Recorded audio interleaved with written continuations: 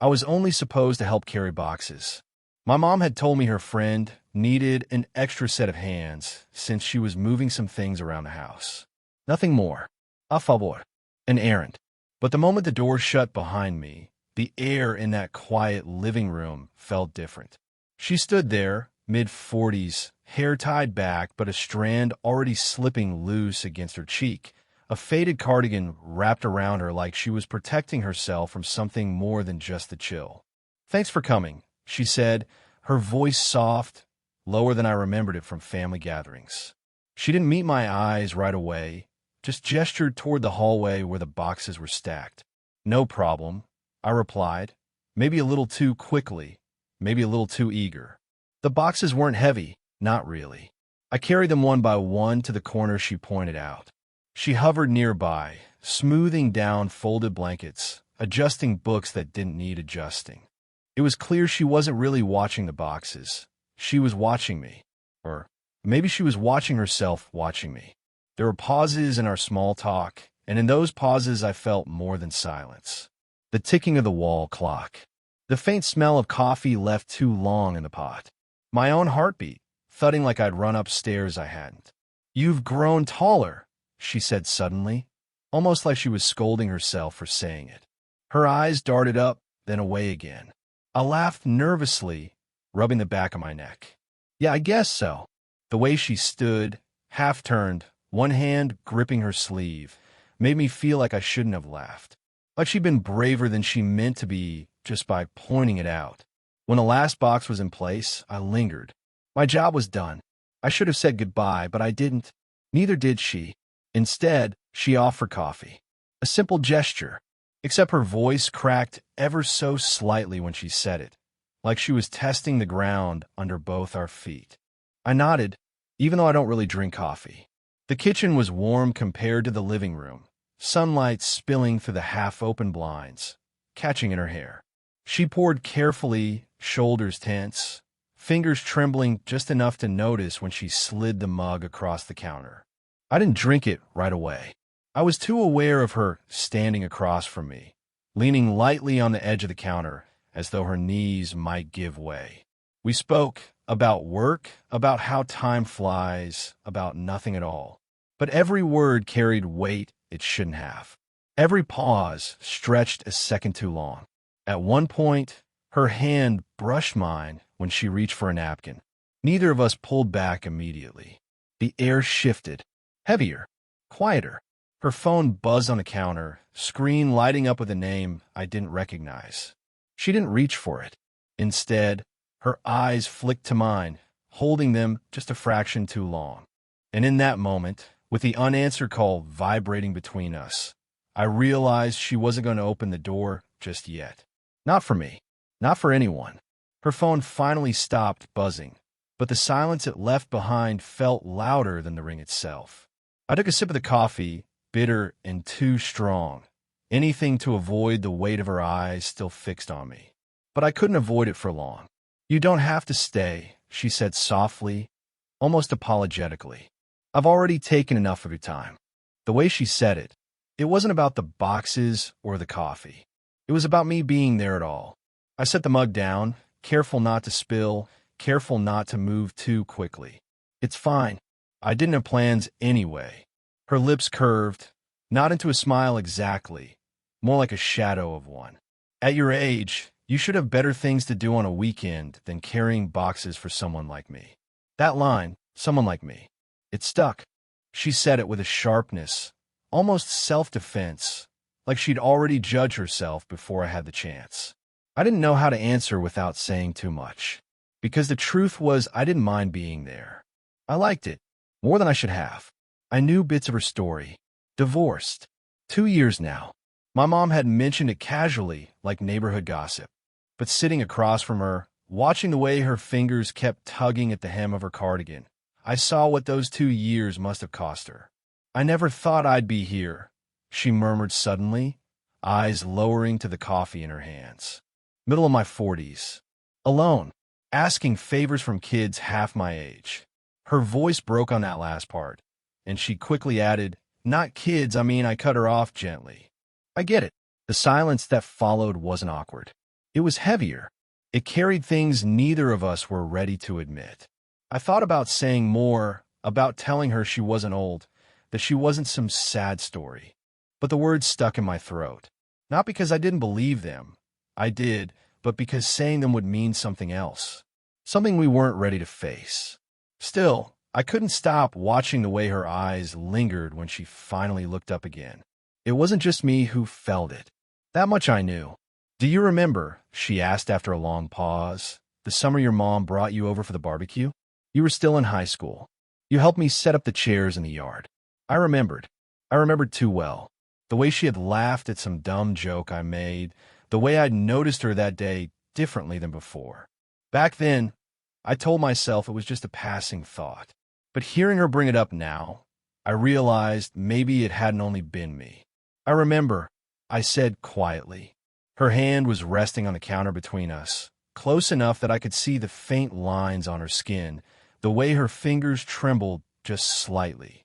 My own hand shifted, not enough to touch, but closer than I should have allowed. For a moment, neither of us moved.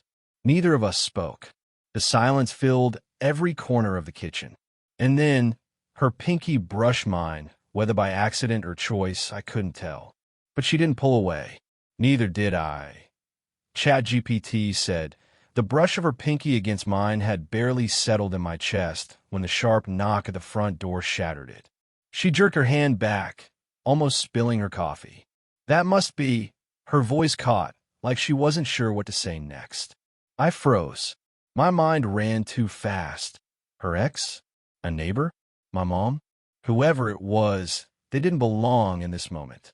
"Stay here," she whispered, standing quickly and smoothing her cardigan as if it could erase what had just passed between us.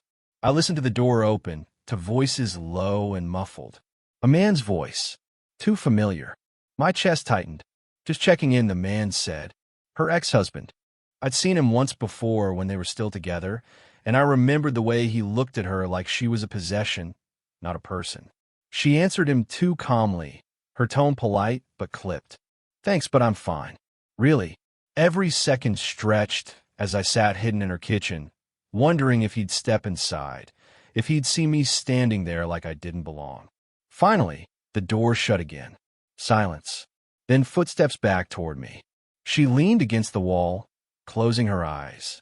For a moment, she looked more fragile than I'd ever seen her. "He just shows up sometimes. Says it's to make sure I'm okay." Her voice softened, bitter around the edges. "It's not about me. It's about control." I didn't know what to say, so I stepped closer. "You don't owe him anything." Her eyes snapped open, and for the first time there was fire in them. "You don't understand. He'll always find a way to make me feel small. And the worst part, sometimes I let him." The words hung heavy, and in that rawness, she looked at me differently, like I was something solid in a world still shaking beneath her feet. The space between us shrank too quickly. I don't even remember moving closer, but suddenly we were standing almost chest to chest. Her breath brushed against me. My hand twitched, wanted to reach for her face, but stopping short. "This is wrong," she whispered, though she didn't step back. "Then why can't I stop?" I asked, my voice breaking before I could steady it. Her lips parted, just barely, like she was about to say something, like she might close the distance. The sound of my phone buzzing on the counter snapped us apart. We both turned, too quickly, guilty in our own skin. The screen lit up with a name, my mom. I didn't answer. I couldn't. Her eyes flicked from the phone to me, and the silence between us tightened until it almost hurt. Neither of us spoke, but everything was louder now. The pounding in my chest, the tremor in her hands, the way the air between us felt impossible to breathe. And in that silence, I knew we'd just crossed a line we couldn't step back from. Her hands wouldn't stop trembling. She kept rubbing her palms against her jeans, as if she could wipe away whatever had just passed between us. I wanted to reach for her, steady her, but the words tumbled out instead. "Why do you keep pulling me in, then acting like it's nothing?" Her eyes flashed. "Because it isn't nothing." Her voice cracked, sharp with fear. "It's everything, and it terrifies me." I stood frozen, torn between wanting to comfort her and wanting to shake the truth out of her.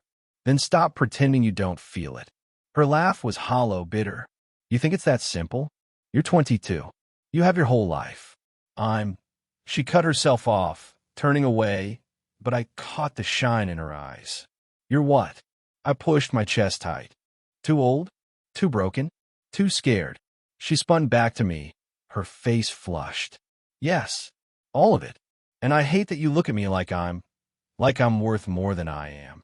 Her voice broke on the last word, and suddenly I couldn't hold myself still anymore. I stepped forward close enough that I could feel the heat radiating from her skin. You are worth more. You always have been. I stopped, choking back the jealousy that surged in me. He never deserved you. Her lips trembled. She dropped her gaze, whispering, and what if you don't either? The silence after that hit harder than her words. I should have walked away, but then she brushed past me, and her arm grazed mine. That tiny contact set my whole body on fire. You think I don't notice the way you look at me? She whispered, her back to me now. But I do, and it scares me because I can't stop looking back. The words knocked the air from my lungs. She was finally admitting it, and yet the weight of it felt unbearable. I stepped behind her, close enough that my breath stirred the loose strands of her hair. Then why are we still pretending? Her shoulders rose and fell with a sharp inhale. She turned her head just enough that I could see the corner of her mouth. Because once we cross that line, we can't go back. The room pulsed with silence, broken only by the faint hum of the refrigerator. My hands hovered, useless, inches from her waist. If you walk out that door now, she whispered, maybe we save ourselves. And if I don't, my voice cracked raw. She finally turned, slowly, her face inches from mine. Her eyes searched me, desperate and conflicted, her lips parting like she wanted to speak but couldn't. I leaned in, just enough for the air between us to change, heavy and undeniable. Her breath caught, and right before our lips could meet, her phone lit up on the counter, buzzing loud in the silence. She stiffened, eyes darting to the name glowing on the screen. Everything stopped. The name glowing on her phone made my stomach twist. Mom. My mom. Her hand hovered over the phone, frozen, before she turned the screen face down. You didn't tell me she called you. I said, my voice harsher than I intended. Her lips parted, her face pale. She came to me weeks ago. She asked me to look out for you, to keep an eye on you. The words landed like stones in my chest. So this, I gestured between us, the air still charged with the almost kiss. Was that? You were doing her a favor. No, she snapped, tears flashing in her eyes. Don't twist it. That's how it started. Yes, but it's not what this is anymore. But the doubt was already clawing inside me. And when you locked the door that day, when you whispered you wanted me to stay, was that you? Was that just guilt? She flinched like I'd struck her. Don't. I pressed on, unable to stop. You've been lying to me since the beginning. I was protecting you, she burst out, her voice shaking. If she knew she cut herself off, choking on the words. What? I demanded, stepping closer, needing her to say it. Her breath shuddered out, her hands tightening into fists. If she knew how badly I wanted you, she'd never forgive either of us. The silence that followed was jagged, sharp. I backed away, my chest burning. So all this time, you were hiding me from her, not from yourself. Her face crumpled. I didn't want you to hate me. The bitterness on my tongue was impossible to swallow. Too late. The room went dead quiet. She stood there, trembling, fighting back tears, while I felt every nerve in me fray at once. But then, she moved. She crossed the distance and grabbed my wrist, holding me with a strength I didn't expect. Listen to me, she whispered fiercely. I made mistakes. I should have told you. But don't you dare believe for 1 second that I don't feel this. Her eyes locked on mine, wide, desperate. Every time I tried to pull away, it wasn't because I didn't want you. It was because I wanted you too much. Her confession tore the ground out from under me. My anger, my jealousy, all of it tangled with something hotter, something I couldn't contain. Then prove it, I whispered back. Her grip tightened, her lips parting as if she might finally close the distance, finally shatter every rule we'd been clinging to. But before anything could happen, her phone buzzed again, louder this time, vibrating across the counter. We both turned toward it, dread filling the air. The screen flashed with a new message. From my mom. Why haven't you told him the truth yet? The message burned into my mind. Why haven't you told him the truth yet? I stared at her, my throat dry. What truth? Her face drained of color. She sank into the chair like her knees had given out. For a long moment, she said nothing, just pressed her palms to her face. Finally, her voice came out muffled, broken. She knows. Your mom. She's known about my feelings for weeks. She told me if I didn't end this, she would. The air in my chest turned to stone. So all the pulling away, the half-words, wasn't about you being scared. It was about her. No, she said sharply, looking up now, her eyes wet. It was both. I was scared of myself, scared of how much I wanted you. But I couldn't, her voice cracked. I couldn't stay away. I leaned back against the counter, my arms trembling from the weight of it all. So now what? Do we pretend this never happened? Do we walk away before we've even started? Her silence was louder than anything she could have said. I took a step toward her, then another, until I was standing right in front of her. She looked up at me, eyes wide, shimmering, her breath unsteady. I need you to tell me the truth, I whispered. Not for her, not for anyone else, just for me. Do you want this? Her hand shook, but she didn't look away. She nodded, almost imperceptibly at first, then firmer. Yes. God, yes. The sound ripped something open in me. All the anger, all the fear, all the restraint snapped. My hand lifted, hovering by her cheek, close enough to feel the warmth of her skin but not quite touching. Then stop hiding, I said, my voice breaking. Her eyes fluttered shut, her lips parting as though she was surrendering to something she'd been holding back for years. I closed the last inch between us, not with a kiss, but with my forehead resting gently against hers. For a moment, the world narrowed to just her breath mingling with mine, our hearts pounding in sync. This could ruin everything, she whispered, her words trembling against me. Or it could be the only thing that saves us, I whispered back. The moment hung there, fragile and infinite. Then her phone buzzed again on the counter. Neither of us moved. Neither of us looked. Her hands found mine, fingers lacing together with a desperation that told me she was choosing, here and now. But what that choice meant, whether it was defiance, surrender, or something in between, I didn't know. All I knew was that she didn't let go. And for now, maybe that was enough. The silence stretched between us, but it wasn't the same as before. It wasn't filled with fear or doubt. It was thick with a strange kind of peace, like both of us had finally stopped running. Her hand still rested in mine, warm, trembling, but certain. You know this changes everything, she whispered. I nodded. It already has. For the first time since I'd walked into her house that evening, she smiled. Not the guarded, polite smile she always used when she tried to hide her feelings, but something unsteady, real. It made her look younger, softer. I don't want to live in the shadows, she said. Not anymore. Not with you. I swallowed hard. So we don't. The words came out simple, but they felt like a vow. And the way her eyes softened told me she heard it the same way. We talked for hours that night. About the fears we'd been carrying, the mistakes we'd made, the people who might not understand. She confessed that she had spent too many years in silence, trapped by what others expected of her.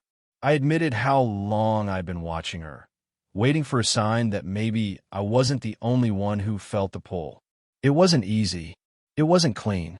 Every truth brought another question, another risk. But for once, the weight didn't scare me, because she was beside me. The sky outside her kitchen window was turning pale when we finally stood. She leaned against the doorway as I pulled my jacket on, her eyes tired but glowing in a way that made my chest ache. "Do you regret it?" I asked quietly. She shook her head. "No, not for a second."